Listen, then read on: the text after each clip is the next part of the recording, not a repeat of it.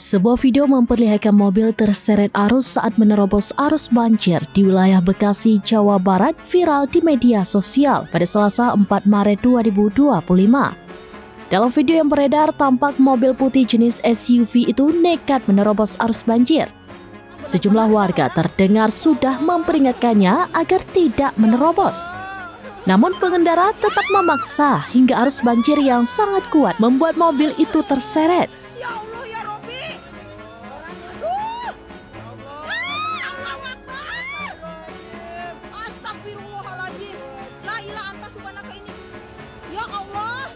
Menurut keterangan dari pihak Kecamatan Setu, Dodi mengatakan yang bersangkutan pagi tadi hendak berangkat kerja.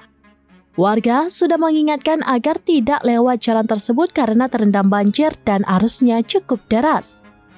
Namun pengemudi mobil tetap nekat menerobos arus banjir hingga kendaraan roda 4 tersebut terseret. Korban satu orang berhasil selamat setelah terseret kurang lebih 20 meter. Penyelamatan dilakukan oleh warga sekitar menggunakan bambu panjang. Sementara itu, mobilnya tersangkut di dalam dasar aliran sungai tersebut.